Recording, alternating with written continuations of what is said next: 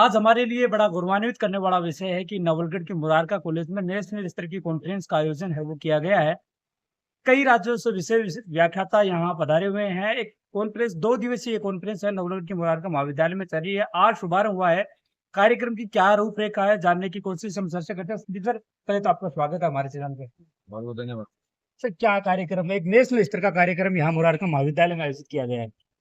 ये कार्यक्रम जो है वो एससीवीपी के बैनर तले सेवा ज्योति ट्रस्ट के सहयोग से आयोजित किया जा रहा है, जिसका विषय है भारतीय ज्ञान परंपरा की वर्तमान परिदृश्य में अगर हम देखें भारत की स्थिति क्या है और हमारे गौरवशाली इतिहास की बात करें, जब भारत को विश्व गुरु बोला जाता था, तब हमारी परिस्थिति क्या थी? ये स्थिति में परिवर्तन क्यों आया?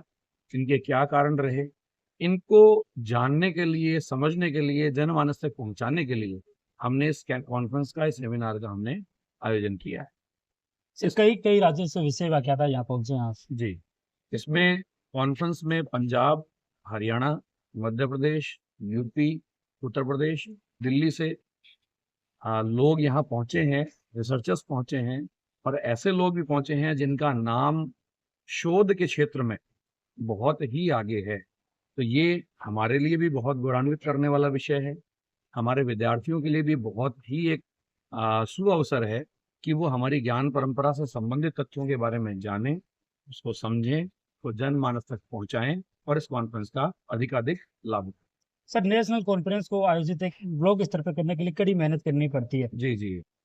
कड़ी मेहनत आप कह सकते हो, लेकिन यहाँ इस महाविद्यालय का, श्री राधेश्याम आर मुरारका राजकीय महाविद्यालय का जो स्टाफ है, वो इतना सपोर्टिव है, बच्चे हैं इतने विनम्र हैं, तो कोई भी कार्यक्रम होता है, वो कभी भी कोई एक व्यक्ति ऑर्गेनाइज़ नहीं करवाता, पूरी संपूर्ण टीम मिलकर ऑर्गेनाइज़ करवाती है और हमारे कॉलेज के विद्यार्थियों ने, कॉलेज के स्टाफ सदस्य, चाहे वो शैक्षणिक हों, चाहे वो गैर शैक्षणिक हों, चाहे वो किसी भी रूप में महाविद्यालय में काम कर रहे हों, सबने इस कॉन्फ्रेंस को सफल बनाने के लिए अपना अमूल्य योगदान दिया है और अथक मेहनत की। सर, आप क्या कहना चाहोगे 2 दिवसीय कार्यक्रम को लेके?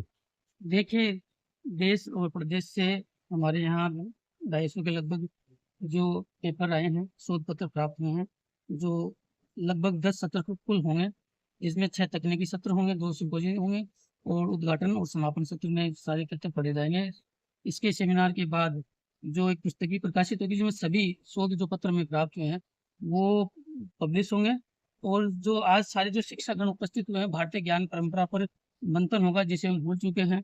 सारे शिक्षक जाकर पुनः समाज में वो चीज़ें जो भूल चुके हैं हम, वो वापस लोगों को बताया जाएगा और जो बच्चों को वो जो हमारी जो ज्ञान परंपराएँ हैं, वो पुनर्जीवित करने का प्रयास वो किया जाए।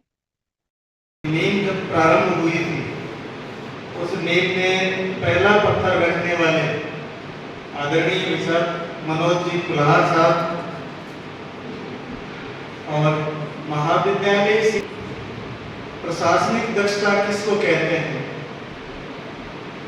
जो कौशल है, जो थोड़ा बहुत जो कुछ सीख पाए हैं, वो आदरणीय इस महाविद्यालय के पूर्व प्राचार्य डॉक्टर रामगोपाल जी शर्मा साहब, बड़ी बहन मुकुंद प्राचार्य डॉक्टर मंजूती लाडला और इस महाविद्यालय के इस जिले में जितने भी महाविद्यालय हैं, उनका प्रभार जिनके पास है, प्रिय छोटे भाई सुरेंद्र सिंह, मेरे गुरुजी भी बैठे हैं बीच में, जिन्होंने मुझे विद्यालय में अनुशासन क्या होता है, सामान्यतः मैं गांव से पैदल आता था, लेट हो जाता था, लेट होने मोतीलाल कॉलेज झुंझुनू जिला झुंझुनू से जितने भी पधारे हुए हैं, मुकुंद से प्राचार्य साहब वी डी शर्मा जी हैं, प्रोफेसर मान सिंह जी हैं, जिनका मैं नाम नहीं ले पा रहा हूँ, वो सारे मेरे हृदय में हैं। उनका आभार और सरकारी यात्रा प्रारंभ सीकर से की, जिनसे मुझे रोज प्रेरणा मिलती है कुछ ना कुछ करने की, और कुछ नहीं हो पाता तो उलाहना भी मिलता है। ऐसे तो बड़े भाई बैठे हैं आदरणीय हरीश जी और राजेश जी पूनिया। संगठन की क्या क्षमता होती है, कैसे आगे बढ़ाया जाता है, संगठन क्यों आवश्यक है, संगठन की अपनी एक पद्धति होती है, संगठन का अपना एक अनुशासन होता है, वो जिनसे मैंने सीखा प्रोफेसर RS भगत सिंह, आपका ठीक ठाक रहा, आदरणीय रामदेव सिंह जी, प्रोफेसर साहब साइंस के, मेरे छोटे भाई रमेश जी, अनिल जी, मुनेश जी, मुकेश जी, ये एक ऐसी टीम है जो यहाँ 15 लोगों की 13 लोगों की टीम बनी है, वैसी एक टीम हमारी सीकर में भी है। आदरणीय राजेश जी भाई साहब और हरीश जी भाई साहब उनके मुखिया हैं, इनके नेतृत्व में राजीव जी, जितेंद्र जी ढाका, कैलाश जी, सतवीर जी, सुभाष जी, ये सब हम लोग काम करते हैं। हमारी कुछ बहनें हैं वो भी पीछे नहीं है। मेरे आग्रह पे जो हमने बहुत कम समय में एक योजना बनाई थी, आदरणीय कोठारी साहब से मैंने निवेदन किया था कि हमने एक ऐसा प्लान किया जब सेवा ज्योति से हमको ये मिला कि हमको 26 तारीख को सेठ जी का जन्मदिन मनाना है, उस दिन हम छोटा सा कार्यक्रम रखेंगे। तो महाविद्यालय के ढाका हमारे डब्ल्यू साहब के घर के साथी है, वो आए थे, सरपंच जी साथी जितने भी 12-13 तो हम नहीं, सबने इन्होंने ये आग्रह था कि छोटा प्रोग्राम क्यों किया जाए, बड़ा नहीं कर सकते क्या? तो बहुत शॉर्ट नोटिस पे मैंने गुरुजी से आग्रह किया, तो इन्होंने बड़प्पन दिखाते हुए कोलकाता इनको जाना था, लेकिन फिर भी हमारे आग्रह को माना। और मेरे बड़े भाई पीछे बैठे हैं, गुड़गांव में द्रोणाचार्य कॉलेज में हेड डिपार्टमेंट सोशियोलॉजी है, JNU के एलुमनाई हैं। आप हमारे एक नाम का सोशियोलॉजी का संगठन चलता है, उसकी रिसर्च कमेटी को आप देखते हैं, एक इंटरनेशनल सोशियोलॉजिकल सोसाइटी है, उसकी रिसर्च कमेटी को आप देखते हैं। आदरणीय भूप सिंह जी गौड़ आपके पीछे तीसरी लाइन पर बैठे हैं। तो सही मायने में इस आयोजन को राष्ट्रीय स्तर का दर्जा इसीलिए मिल पाया है कि दूसरे राज्यों के डेलीगेट्स मार्गदर्शन के लिए यहाँ उपस्थित हुए हैं, तो इनका बहुत बहुत आभार। चंडीगढ़ से देवराज जी के हमको 8 से 10 जो राज्यों का समर्थन मिला है।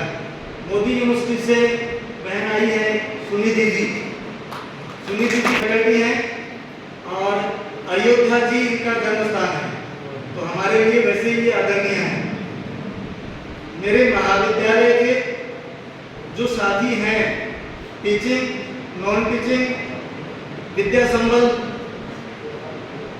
तो सारे के सारे मैं ये मानता हूँ कि मैंने अभी 27-28 साल की यात्रा कर ली है पूरी। 28 साल की यात्रा में ये टीम, सीकर वाले बड़े भाई और छोटे भाई नाराज नहीं हो, अद्वितीय है, और ये प्रार्थना है ईश्वर से कि इनको नजर नहीं लगे। इनका भी मैं बहुत भी शब्द नहीं लगना चाहिए, नेगेटिव होता है, लेकिन आदतें खराब है, कई बार आ जाता है। इनका बहुत बहुत आभार। हम सीकर और नवलगढ़ में बहुत ज्यादा दूरी नहीं रखते हैं, अगर फिजिकल डिस्टेंस देखें तो आर्ट्स कॉलेज में और यहाँ 20 किलोमीटर है। और विद्यार्थियों के व्यवहार में, उनके चरित्र में जमीन आसमान का अंतर है। दिन रात तो तुरंत आ जाते हैं, दिन रात में तो कुछ सेकंडों का अंतर होता है, जमीन आसमान का अंतर।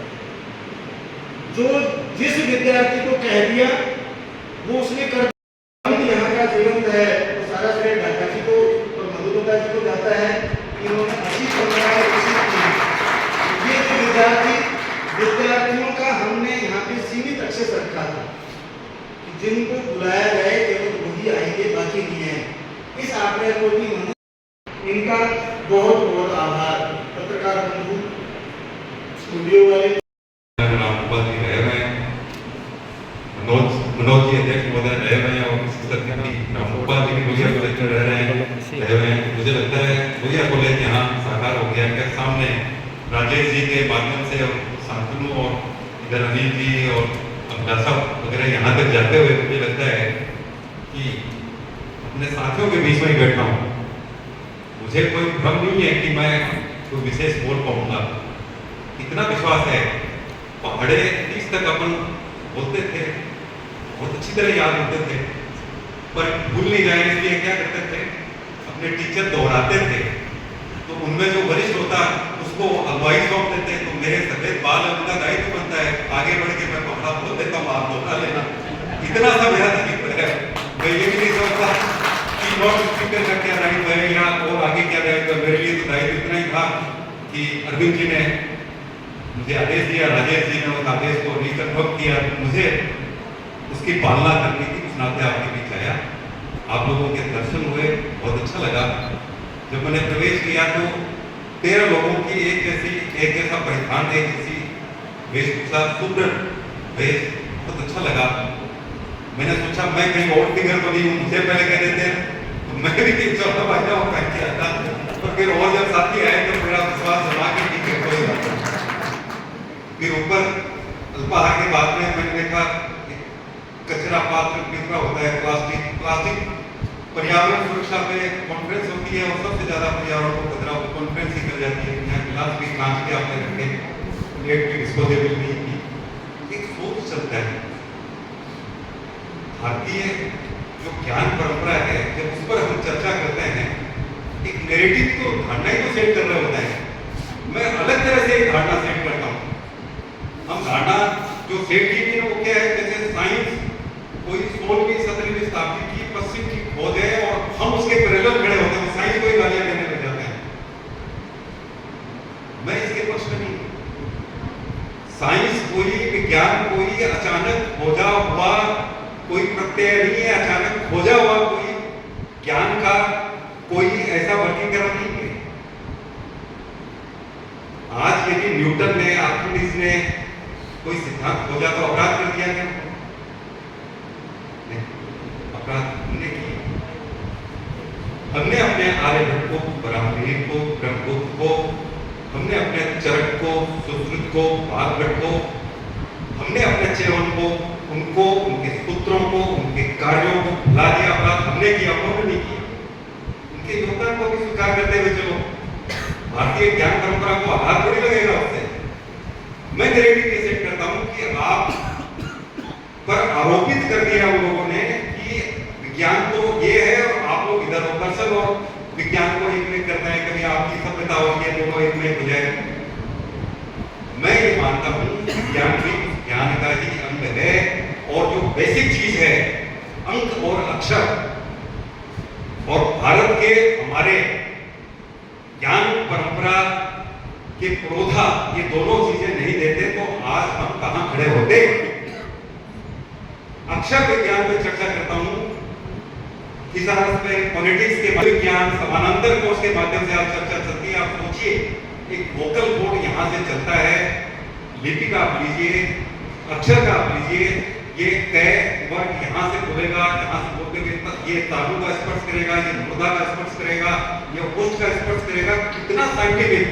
आप एक लैंग्वेज को देखिए, उसमें 3 वचन हैं, 3 लिंग हैं और एक पार्ट्स ऑफ स्पीच के एक कारक के 8 जो है विभक्तियां, उनके 3 फॉर्म, एक शब्द के 24 रूप आप देखिए। 5 टेंसेस हैं तो उसमें 3 पुरुष हैं। हर पुरुष के आप देखो उसके लिए क्रिया का एक पद तय है। इतना साइंटिफिक यदि ये सब नहीं होता तो अभिव्यक्ति कहां से कैसे दे पाते। इससे बड़ा कोई साइंटिस्ट होगा क्या जिसने अक्षर विज्ञान को इस स्तर तक डेवलप किया, विकसित किया। दूसरा अंक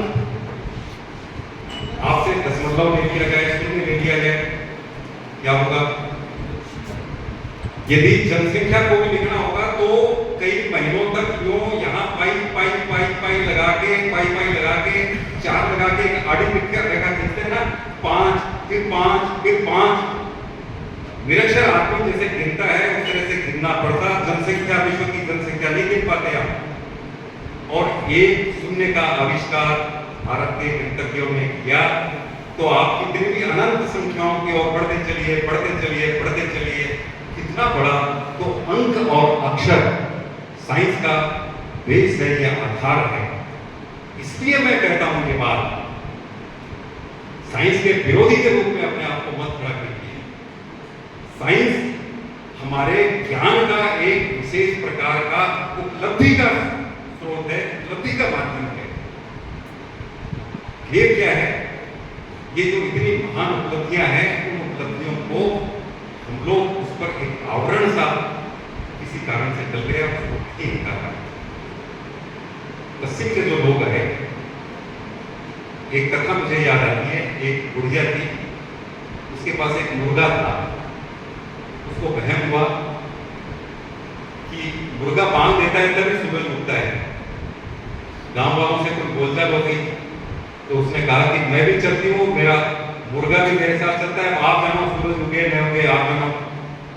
तो दूसरे गांव में गई, वहां मुर्गा बोलता, उसके बाद सूरज उगता। उसने मन ही मन सोचा अपने गांव वालों के साथ, विचारों के साथ क्या हुआ होगा, वहां तो सूरज उगता ही नहीं होगा। तो ऐसे ही कुछ लोगों को ये लगा कि व्हाइट मैन्स बर्डन, ये सभ्य बनाना हमारा उत्तरदायित्व, ये उन्होंने सोचा। स्वामी विवेकानंद जी वहां जब गए, उन्होंने जब उद्बोधन दिया शिकागो धर्म सम्मेलन में, तब कई लोगों के आंखों से आवरण उतरा। उनको पता लगा, जिन लोगों ने विश्व की सब त्रस्त जातियों को अपने यहाँ शरण दी, सबको रास्ता दिखाया, प्रकाश स्तंभ, उनको हम क्या सभ्य बनाएंगे। तो वस्तुतः ये जो धारणा के नाते जो दो ग्रुप खड़े किए जाते हैं, मैं पहली बात यहीं पे ये स्थापित करता हूँ, विज्ञान, ज्ञान और विज्ञान हमारी रगों में है, नसों में है। भारतीय ज्ञान परंपरा संबोधन यहाँ से भी किया गया, अधिकांश आप लोग भी यही बोल रहे हैं, मैं भी यही बोल रहा हूँ। अब ज्ञान बोलूंगा, ज्ञान परंपरा तो हो सकता है पता लगेगा आपको, ये शब्द है ना, कुछ नहीं, जैन तो बनेगा ना।